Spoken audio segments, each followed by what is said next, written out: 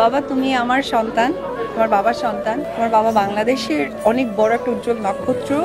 আমি চাইবো তোমার বাবার মুখ উজ্জ্বল করো। জনপ্রিয় চিত্রনায়িকা অপু বিশ্বাস সম্প্রতি এক অনুষ্ঠানে সাংবাদিকদের সঙ্গে আলাপকালে ছেলেকে নিয়ে আবেগঘন মুহূর্ত কাটান। ছেলে আবরাম খান জয় এর প্রসঙ্গ উঠতেই কণ্ঠ জড়িয়ে আসে এই অভিনেত্রীর।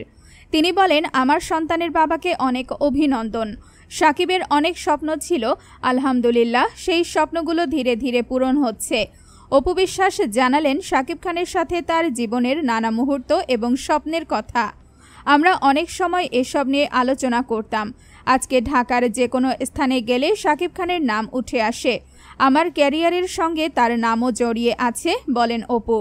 এদিকে সম্প্রতি একটি সাক্ষাৎকারে অপু বিশ্বাস দাবি করেন, সাকিব খানের সঙ্গে নতুন করে সংসার শুরু করেছেন তিনি। একের পর এক সাক্ষাৎকারে তিনি সাকিবের প্রশংসা করে চলেছেন।